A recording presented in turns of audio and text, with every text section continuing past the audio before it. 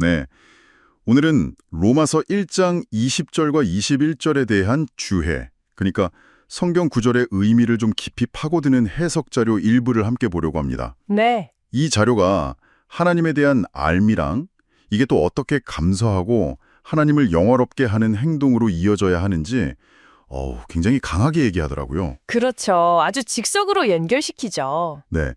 그래서 이번에 저희가 좀 집중해 볼 건 이 자료가 말하는 것처럼 하나님을 아는 것만으론 안 되고 그 알미, 감사와 영광 돌리는 걸로 이어지지 않으면 오히려 심각한 문제가 생긴다. 이런 논리를 한번 따라가 보는 거예요. 맞아요. 그 연결이 끊어졌을 때 결과가 좀 무섭다고까지 이야기하죠. 그러니까요. 생각보다 심각하다는 건데. 자, 그럼 한번 파헤쳐 보죠. 네. 우선 이 자료 안다는 게 그냥 정보 습득이랑은 좀 다르다고 시작하죠. 특히 하나님을 아는 지식은 그걸로 끝나는 게 아니라 바로 책임으로 이어진다고요. 그분을 영화롭게 하고 감사해야 할 책임? 네, 그렇죠. 여기서 이 주애가 좀 흥미롭게 보는 건 지식 자체보다 그 지식에 우리가 어떻게 반응하느냐, 이걸 훨씬 중요하게 본다는 거예요. 반응이요? 네. 그러니까 하나님을 알 만한 증거, 창조세계 같은 거 있잖아요. 이런 게 충분히 주어졌는데도 합당한 반응, 즉 영광 돌리고 감사하는 거, 이걸 안 하면 나중에 그 알 자체가 변명할 수 없게 만드는 근거가 된다는 거죠. 와, 상당히 엄격한데요. 네, 책임을 피할 수 없다는 그런 관점인 것 같아요. 그렇군요. 책임. 알겠습니다. 그럼 이 자료가 구체적으로 지적하는 두 가지 큰 실패, 죄라고도 할 수 있겠는데 그게 뭔가요? 첫 번째가 하나님을 영화롭게 하지 않는 거죠. 맞습니다. 자료에서 하나님을 영화롭게 한다는 건 단순히 찬양 부르고 이런 걸 넘어서서요. 우리 삶의 모든 영역에서 하나님의 주인 되심, 그 가치를 인정하고 또 그분의 성품을 드러내면서 사는 것, 이렇게 좀 넓게 풀이하더라고요. 아, 삶 전체로요? 네. 그런데 사람들이 창조물을 보면서도 와, 창조주 대단하다. 이게 아니라 자연의 힘이지? 우연이야? 운이 좋았어. 심지어는 내가 잘했지? 이렇게 생각하는 거예요. 아, 네네. 이게 바로 하나님을 영화롭게 하지 않는 대표적인 예라고 딱 짚어요. 또 겉으로는 종교적인 행위는 하는데 마음으로 진짜 하나님을 사랑하거나 두려워하지 않는 것도 마찬가지로 보고요. 듣고 보니까 뭐랄까 하나님의 역할을 일부러 좀 축소하거나 아니면 다른 걸로 슬쩍 바꾸려는 그런 시도처럼 들리기도 하네요. 네, 그런 면이 있죠. 심지어 하나님 믿는다고 말은 하면서도 그분의 약속, 예를 들면 용서의 약속 같은 거 있잖아요. 네. 이걸 온전히 신뢰하지 못하는 것까지도 하나님을 영화롭게 하지 않는 거라고 보더라고요. 그렇군요. 흥미로운 지적이네요. 그럼 두 번째 실패는 감사하지 않는 것인데 이건 생각보다 훨씬 심각하게 다룬다고요? 네, 맞아요. 감사하지 않음. 이게 어찌 보면 좀 사소해 보일 수도 있는데 이 자료는 이걸 변명할 수 없는 죄라고까지 아주 강하게 얘기해요. 와, 변명할 수 없는 죄. 왜 그렇게까지 보는 걸까요? 아마 감사를 기본적인 도리라고 보기 때문인 것 같아요. 우리가 그냥 당연하게 누리는 것들 있잖아요.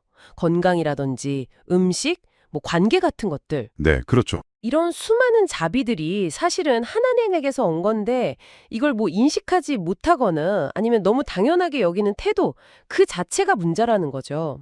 하긴 너무 당연하게 생각할 때가 많죠. 그렇죠. 근데 여기서 더 나아가서 자기가 받은 복에 대해 감사하지 않는 것뿐만 아니라 자기가 갖지 못한 것에 대해 불평하거나 또 하나님의 좋으심을 다른 사람들한테 알리지 않는 거예요. 아, 그것까지요? 네. 심지어는 시간이나 물질 같은 우리 삶의 구체적인 영역에서 감사를 표현하지 않는 것까지 감사하지 않는 죄의 범주에 넣어요. 와, 굉장히 포괄적이네요. 네. 그러니까 감사는 그냥 마음으로 느끼는 감정을 넘어서서 뭔가 적극적인 행동이자 태도여야 한다. 이 점을 되게 부각하는 거죠. 그렇군요. 그럼 결국 하나님을 영화롭게 하지도 않고 감사하지도 않으면 그 결과는 뭐라고 설명하나요? 네. 로마서 1장 21절을 딱 인용하면서 그 결과로 생각이 허망하여지며 미련한 마음이 어두워졌다. 이렇게 말해요. 생각이 허망해지고 마음이 어두워진다? 네. 참된 가치의 기준이신 하나님을 외면하니까 생각의 중심을 잃고 헛된 것들을 좇게 된다는 거죠. 그 헛된 게 우상일 수도 있고 잘못된 이념일 수도 있고 자기 자신이 될 수도 있고요. 아, 그리고 이게 결국엔 온갖 종류의 개인적인 죄, 또 사회적인 죄악과 불행으로 이어진다. 이런 인과관계를 제시하는 거예요. 감사가 없으면 불평이나 시기, 미움 같은 부정적인 감정들이 자라기 쉽고 결국 공동체 전체를 병들게 할 수 있다는 경고처럼 들리기도 하고요. 그럼 정리해보면 오늘 살펴본 이 로마서 주해는 하나님에 대한 지식과 그에 대한 합당한 반응, 그러니까 영광 돌리고 감사하는 것이 절대 분리될 수 없다. 이걸 아주 강력하게 주장하는 거네요. 맞습니다. 그리고 이 연결이 끊어지면 개인과 사회에 정말 심각한 부정적 결과가 온다는 거고요. 어떻게 보면 우리가 일상에서 그냥 무심코 넘기는 감사 부족이 더 큰 문제의 시작일 수도 있겠다, 이런 지적인 것 같고요. 네, 정확합니다. 그래서 여기서 당신이 한번 생각해 볼 만한 질문을 던져보고 싶어요. 네, 어떤 건가요? 이 자료가 일상 속 아주 사소해 보이는 것들에 대해서도 감사하는 태도, 흔히 범사에 감사하라는 그 자세를 굉장히 중요하게 여기잖아요. 네, 그렇죠.